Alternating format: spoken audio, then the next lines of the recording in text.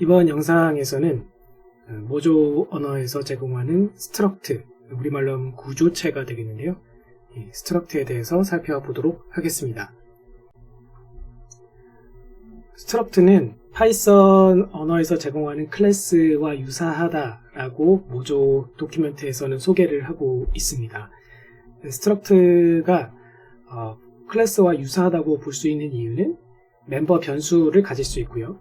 그리고 멤버 함수도 가질 수 있으며 연산자 오버로딩과 데코레이터 등과 같은 것들이 가능하기 때문입니다. 그렇다면 모조 언어에서는 왜 클래스라는 이름으로 사용하지 않고 스트럭트라는 이름을 사용을 했느냐라고 의문을 가지실 수도 있는데요. 결론적으로 말씀드리면 모조 언어에서도 클래스를 제공할 예정입니다. 하지만 클래스와 비슷하면서도 약간 다른 컨셉을 갖고 있는 스트럭트를 먼저 소개를 하고 있는 것이고요. 현재 날짜 기준으로 했을 때 2023년 9월 기준으로 했을 때 아직 모조 언어에서는 클래스가 제공이 되고 있진 않습니다. 곧 제공될 예정이라고 안내를 하고 있습니다. 나중에 클래스가 사용 가능해졌을 때는 스트럭트와 클래스 간의 차이가 무엇인지 비교를 제대로 해볼 수 있겠습니다만 현 시점에서는 아무래도 제대로 비교는 하기가 어려울 겁니다. 그럼에도 불구하고 모조 도큐멘테이션에서 클래스가 앞으로 제공될 것이며 어떤 컨셉이다, 스트럭트와의 차이가 어떤 부분이라고 할 수 있다 라고 간략하게는 소개를 해주고 있습니다. 제가 개인적으로 느끼는 스트럭트와 클래스 간의 차이점을 표현을 해보자면 모조 언어에서 변수를 만들 때 let이라는 키워드와 var라는 키워드가 있지 않습니까? let이라는 키워드와 var가 가진 그 차이점을 클래스라는 그 개념으로 적용을 했을 땐 마치 let과 같은 개념이 struct 그리고 var와 같은 개념이 클래스라고 생각을 해볼 수 있지 않을까 그렇게 생각이 됩니다. 어떤 측면에서 그렇게 볼 수가 있는 것이냐면 스트럭트의 경우에는 스태틱하다, 정적이다 라고 볼 수가 있는데요. 이게 무엇을 의미하냐면 컴파일 타임에 그 실체가 결정이 된다라는 것입니다. 즉 런타임에는 변화가 안 된다는 거예요. 그 내부의 값이나 상태가 변화가 되지 않는다.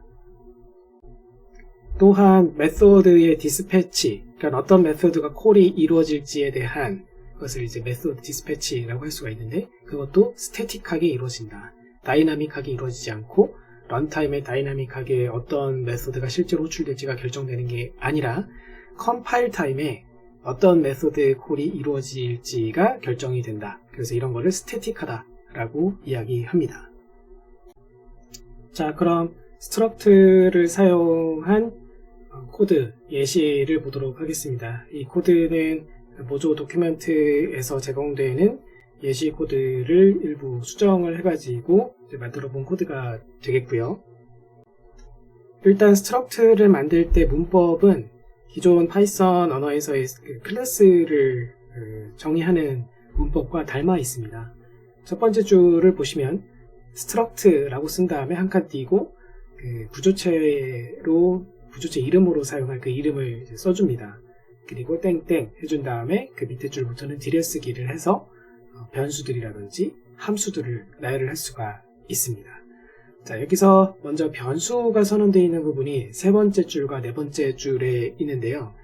이 변수들 같은 경우에는 보시다시피 제가 주석으로 해놨죠. var 또는 let 키워드를 무조건 붙여서 변수들을 선언을 해 주셔야만 합니다. 그리고 주석에는 표시가 안 되어 있기는 하지만 각 변수들의 타입도 이렇게 명시를 꼭 해 주셔야만 합니다. 자, 그런 후 이제 fn 키워드를 사용을 해가지고 함수들이 나열이 되어 있어요. 여기서 언더바 imit 언더바 이걸 앞으로는 제가 발음하기가 힘드니까 생성자 함수라고 지칭을 하도록 하겠습니다.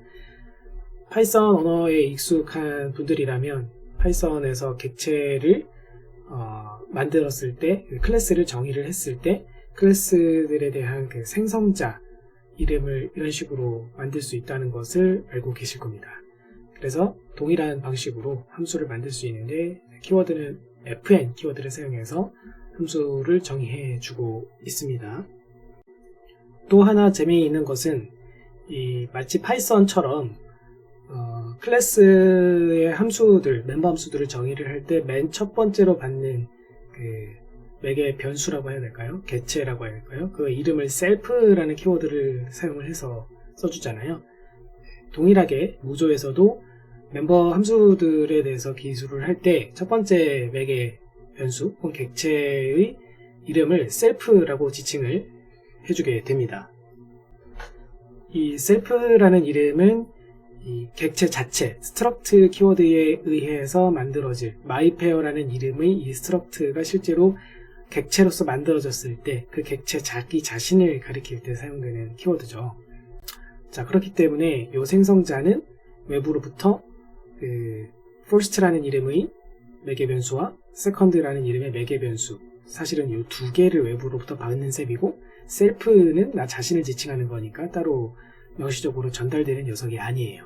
그래서 first와 second 해서 두 개의 맥의 변수가 실제로는 전달이 되어져서 들어오면 그것을 나 자신이 갖고 있는 first와 나 자신이 갖고 있는 second라는 이름의 멤버 변수에다가 그대로 대입을 해주는 아주 간단한 작업을 해주고 있습니다. 여기서 주의하실 것은 여기서 first라고 부르는 것과 왼쪽의 first는 서로 다른 것을 지칭하는 거죠. 이 는을 기준으로 우변에 있는 first는 맥의 변수 first를 지칭하는 거고, 좌변에 있는 first는 앞에 self 점을 붙여주었기 때문에 나 자신, myPair 객체 자신 안에 들어있는 멤버 변수 first를 지칭하는 거예요. 그래서 좌변은 이 녀석을 지칭하는 거고 우변은 맥의 변수 first를 지칭하는 것으로 봐주시면 됩니다. 자, 여기서 하나 눈여겨보셔야 할 것은 생성자 함수를 만들 때 self에 대하여서 in, out 키워드를 붙여주었다는 점입니다. in, out 키워드를 붙여주는 것에 대한 효과에 대해서는 본 채널의 다른 영상 자료를 참고하시면 될 것 같고요. 결국은 이 in, out 키워드를 통해서 이런 식으로 멤버 변수들의 값을 설정을 해서 변경을 하는 것이 이제 가능해진다 라고 보시면 되겠습니다. 그래서 in, out 키워드를 만약에 안 쓰시고 그냥 self로만 써주시게 되면은 에러가 발생을 하게 됩니다. 자, 그 다음엔 dump라는 이름의 또 다른 그 멤버 함수를 정의하고 있는데요. 여기서는 그냥 self라고 그랬죠. in, out이라는 키워드를 안 붙여줬습니다. 왜냐하면 여기는 그냥 self.first와 self.second를 단순히 참조만 하고 있는 것이지 이 first와 second 값을 변경하는 시도가 없기 때문입니다. 그래서 in, out 키워드를 안 붙여주었다 라고 보시면 될 것 같고요. 그러면 또 이와 비슷한 연유로 change first라는 이름의 이 함수의 경우에는 self에다가 in, out을 붙여줬죠. 그래야지 first 값을 변경하는 것이 가능하니까요.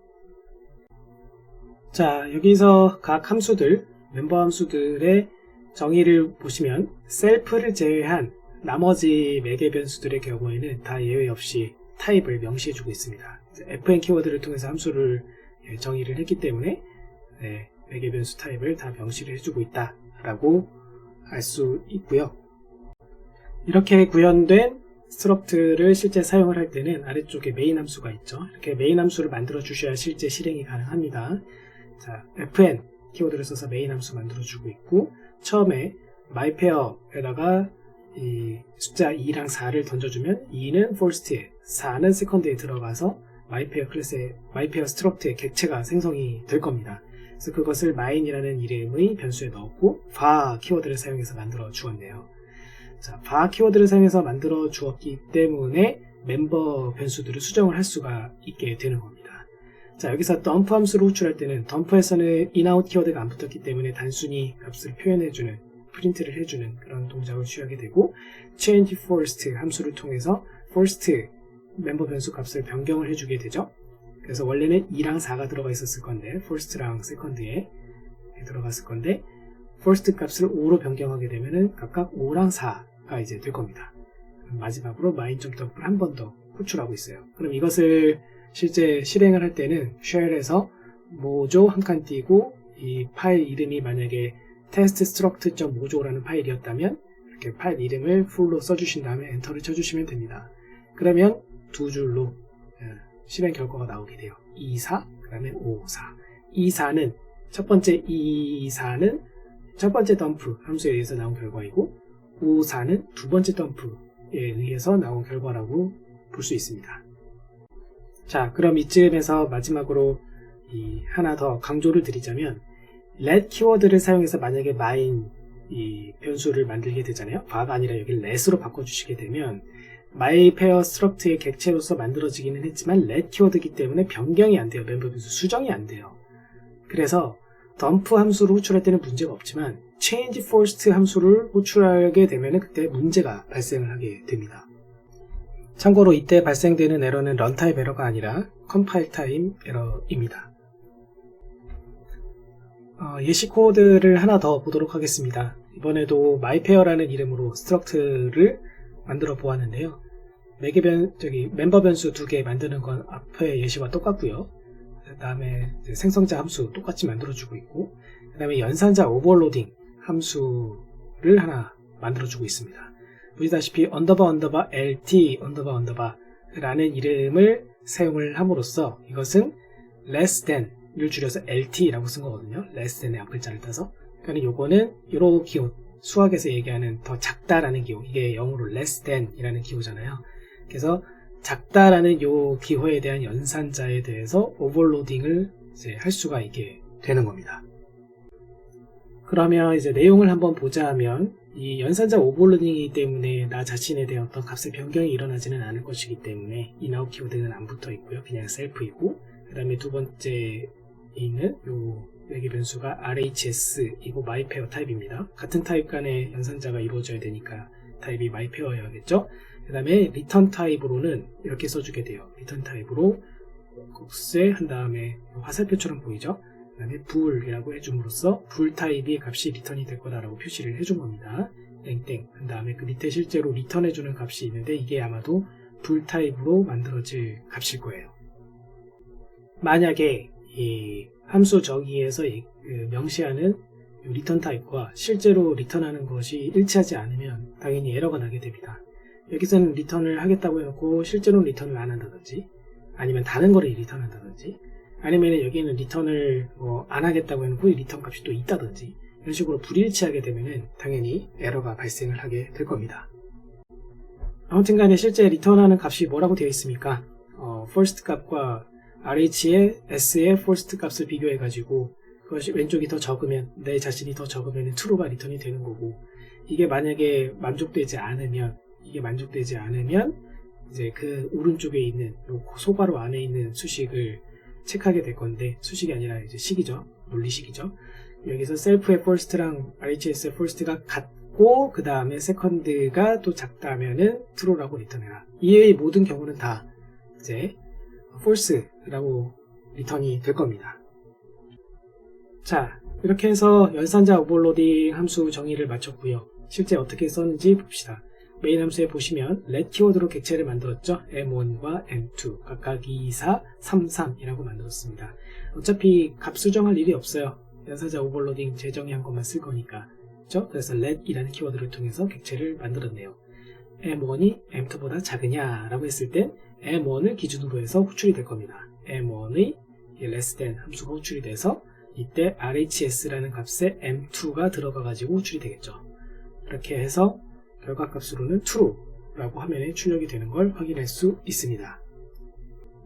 당연한 얘기지만 아직 그 연산자 오버로딩을 하지 않은 경우에는 에러가 나요. 예를 들어 m1 왼쪽 곡쇠로 해가지고 m2를 하시게 되면은 이거는 이제 less than이 아니라 greater than 이잖아요. 그럼 그 함수는 이제 아직 만들지 않았기 때문에 에러가 발생이 됩니다.